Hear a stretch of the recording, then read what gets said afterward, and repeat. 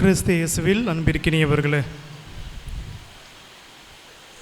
புதிய அருள் பணியாளர்களோடு இணைந்து, குறிப்பாக தந்தை அருள் அரசோடு இணைந்து ஆண்டவருக்கு நன்றி கூற ஒரே குடும்பமாய் கூடியிருக்கின்றோம்.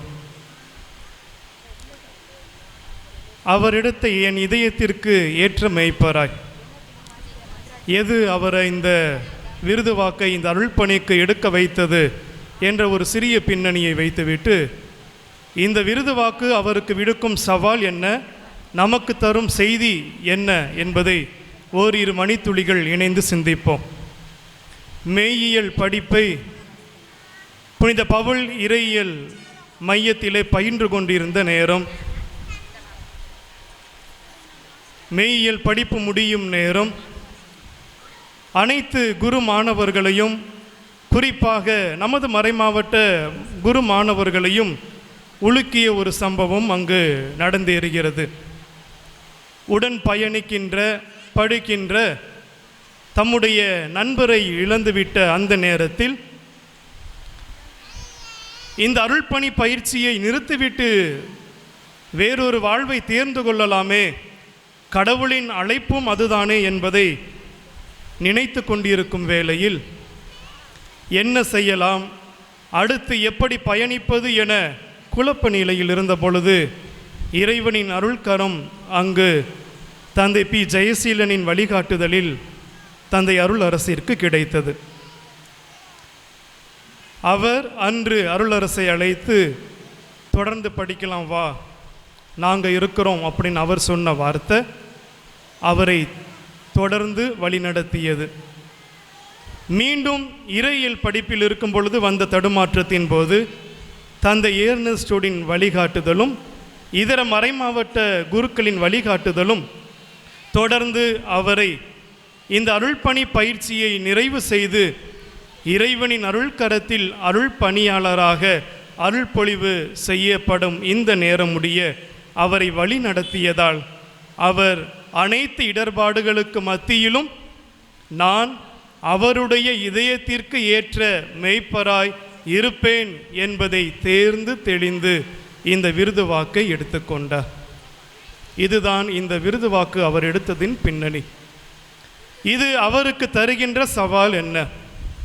குருத்துவத்தின் மேன்மையும் அழைப்பும் என்ற புத்தகத்திலும், அல்லது இதயத்திற்கு ஏற்ற மெய்ப்பரை தருவேன் என்ற மறைந்த புனித திருத்தந்தை 2ஆம் ஜான் பால் அவர்கள் திரு அவைக்கு தந்த அந்த புத்தகத்திலும், ஒரு குருவானவர், அருள் பணியாளர் வாழ்வின் எல்லா சூழலிலும் தம்மை அழைத்த ஆண்டவரது இதயத்திற்கு ஏற்றவராய் வாழ மாற அழைக்கப்பட்டிருக்கிறார் என்பதை தெளிவுபடுத்துகின்றார்.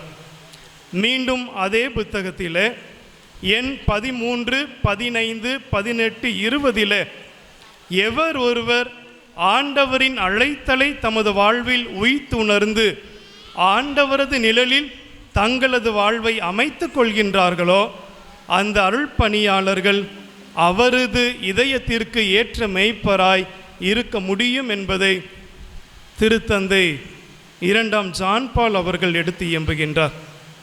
1990ஆம் ஆண்டு கூடிய ஆயர்கள் மாமன்றத்தில் அருள் பணியாளர்களின் பயிற்சியும் துறவர பயிற்சியும் எப்படி இருக்க வேண்டும் என அவர்கள் தீர்மானித்த போது, மார்க் நற்செய்தி 3வது அத்தியாயம் 14, 15ஆம் இறை வார்த்தையிலே வருகின்ற, அவரோடு எந்த குரு மாணவர் இருக்கின்றாரோ அவரோடு இருக்கின்றவராய், நற்கருணை ஆண்டவரின் பிரசன்னத்தில் இருக்கின்றவராய், அவருடைய இறை வார்த்தையை படித்து தியானித்து அது தருகின்ற வழிகாட்டுதலில் நடப்பவராய் இருக்கின்றவர் அருள்பணி பயிற்சியில் அவருக்கு ஏற்ற அருள் பணியாளராய் தங்களையே மாற்றிக்கொள்கிறார் என்பதை ஆயர் மாமன்றம் நிறைவு செய்தது.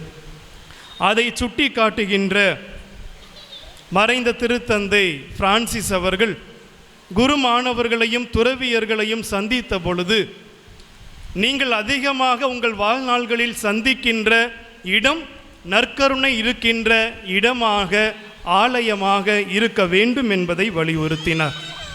இன்று அருள் பணியாளர் அருள் அரசு அவருடைய இதயத்திற்கு ஏற்ற மெய்ப்பராய் நான் இருப்பேன் என்று இந்த விருது வாக்கை எடுத்திருக்கும் நாளில் முதல் சவால் அவருக்கு கிடைப்பது, அவரோடு இருக்க முடிகின்றதா?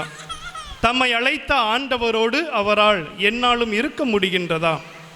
அவரோடு இருப்பதற்கு பல சவால்கள். ஏரோதுக்கு வந்த உடல் ஆசையை போல சவால், பிளாத்துக்கு வந்த பதவி ஆசை, யூதாசுக்கு வந்த பண ஆசை என்ற பல வகையான ஆசைகள், பல வகையான இருள் சூழ்ந்த நிலைகள் அனைவருடைய நிலையையும் இழுத்தாட்டுகின்றன. ஆனால் அவை அனைத்தையும் கடந்து எப்பொழுது அருள் பணியாளர்களும் அல்லது ஒவ்வொரு கிறிஸ்தவரும் ஆண்டவருடன் முன்னால் அமர்ந்து தங்களையே அவரிடம் சரணடைய செய்கின்றார்களோ, அவர்கள் வாழ்வின் எல்லா சூழலிலும் அவருக்கு ஏற்றவர்களாய் இருக்க முடியும். இரண்டாவது சவால், தம்மை அழைத்தவர் ஆண்டவர் மட்டுமே என்பதை அவர் தம்முடைய வாழ்வில் உணர்ந்து நடக்க வேண்டும். கிறிஸ்தவம் அல்லது கிறிஸ்தவ வாழ்வு என்பது ஒரு அழைப்பு.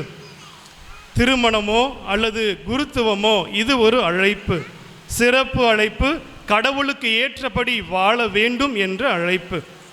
எப்படி வேணாலும் வாழ்ந்து போகலாம், ஆனால் இப்படித்தான் வாழ வேண்டும், கடவுளுக்கு ஏற்ற நிலையில்தான் வாழ வேண்டும் என இவர் தேர்ந்து கொண்ட விருது வாக்கு ஏற்ப, அல்லது நான் கிறிஸ்தவன் கிறிஸ்தவள் என்ற எண்ணத்தோடு அன்பை மனதில் இருத்தி ஆண்டவரோடு இணைந்து வாழ முற்படும் பொழுது இந்த அழைப்பு, நான் வாழக்கூடிய அழைப்பு, இந்த வாழ்வு ஆண்டவரிடமிருந்து வந்தது என்பதை நம்மால் உணர்ந்து கொள்ள முடியும். இந்த இரண்டு சவால்களையும் மேற்கொள்ள வேண்டுமானால் திருவிவிலியம் நமக்கு சொல்லக்கூடிய அதே பாடம், ஆண்டவரது அழைப்பு உறுதியானது, அவருடைய அன்பு எல்லையற்றது. அந்த அன்பையும் இரக்கத்தையும் அருள்பணியாளர் அருளரசும் புதிய அருள்பணியாளர்களும் அல்லது இங்கு இவ்வாலயத்தில் குழுமியுள்ள நாமும் பெற வேண்டுமானால் வாழ்வின் ஒவ்வொரு நொடி பொழுதும் ஆண்டவருக்குரியதாய் வாழ வேண்டும், ஆண்டவராகவே மாற வேண்டும். கிறிஸ்துவாக, மறு கிறிஸ்துவாக நம்முடைய வாழ்வு மாற்றம் அடையும் பொழுது தீமையோ தீமை செய்பவர்களோ எத்தகைய நிலைக்கு நம்மை உட்படுத்தினாலும் நமக்கு அடித்தளமாக ஆணிவேராக இருப்பவர் ஆண்டவர் என்ற மன உறுதிப்பாடு நமக்கு இருக்கும். ஆகவே தான் இன்று பாடிய தியான பாடலும் அல்லது திருப்பாடல் 23 நமக்கு சொல்வது, சாவின் இருள் சூழ் பள்ளத்தாக்கில் நான் நடக்க நேர்ந்தாலும் நீர் என்னோடு இருப்பதால் எத்தீங்கிருக்கும் அஞ்சிடேன், உம் கோலும் நெடுங்கலியும் என்னை தேற்றும் என்ற வாக்கு. ஆண்டவர் மட்டுமே என் ஆயர், ஆண்டவர் மட்டுமே நம் ஆயர் என மனதில் இருத்தி வாரும் பொழுது இத்தந்தையால் அவரது இதயத்திற்கு ஏற்ற மெய்ப்பராய் வாழ முடியும். நம்மாலும் எல்லாவித தீமைகளையும் தீமை செய்பவர்களையும் அகற்றிவிட்டு அவருக்கு ஏற்றவர்களாய் வாழ முடியும், மாற முடியும். ஆகவே இந்த நிலையில் நாம் அவருக்காக என்ன செய்ய வேண்டும்? நான் இன்னைக்கு பல பரிசுகளை கொடுப்பீங்க, பொன்னாடையை கொடுப்பீங்க. ஆனால் ஆண்டவர் இன்று அவருக்கு ஒன்றை மீண்டும் தர நம் அனைவரையும் அழைக்கின்றார். பேதுரு நற்செய்திக்காக சிறையில் இடப்பட்ட பொழுது திருத்தூதர் பணிகள் 12வது அத்தியாயம் 5வது இறைவார்த்தையிலே புனித லூக்கா தெளிவுபட கூறுகின்றார். திரு அவை முழுவதும் ஆண்டவரை நோக்கி மன்றாடியது, ஆண்டவரும் அவரை அந்த இடர்பாடிலின்று விடுவித்தார், பேதுருவை விடுவித்தார் என்று. அருளரசும் ஏனைய அருள் பணியாளர்களும் அல்லது கடவுளுக்கு ஏற்ற வாழ்வு வாழ வேண்டும் என முயற்சிக்கின்ற அனைவரும் தீமையால் அல்லது இருள் சூழ்ந்த வாழ்க்கை நிலையால் ஆட்கொள்ளப்படும் பொழுது அவர்கள் இறைவனால் வழிநடத்தப்பட நாமும் தொடக்க கால கிறிஸ்தவர்களைப் போல ஜெபம் செய்ய வேண்டும். இன்று இந்த பலியில் முழுவதுமாக அவருக்காக ஜெபிப்போம், அனைத்து அருள்பணியாளர்களுக்காக ஜெபிப்போம். இன்னும் யாரெல்லாம் பல்வேறு இடங்களில் இருந்து நற்செய்தி பணியாற்றுகின்றார்களோ, கிறிஸ்துவுக்கு ஏற்ற வாழ்வு வாழ வேண்டும் என முயற்சிக்கின்றார்களோ அவர்கள் அனைவருக்காகவும் ஜெபிப்போம். ஜெபிக்கின்ற உதடுகளும் மண்டியிடுகின்ற உதடுகளும் என்றும் தோல்வியை சந்தித்தது இல்லை என்பதை விவிலியமும் திரு அவையும் நமக்கு சுட்டி காட்டுகின்றது. ஆகவே ஒரே குழுமமாய் இணைந்து தந்தைக்காக மன்றாடுவோம். நம்முடைய ஜெபத்தின் ஆற்றல் தொடர்ந்து இறை அழைத்தல் பெருகவும், இறை அழைத்தல் பெற்றவர்கள் அந்த இறை அழைத்தலுக்கு ஏற்ற வாழ்வு வாழவும் இறைவன் துணை செய்வாராக. இறைவன் என்றென்றும் வாழ்த்த பெறுவாராக.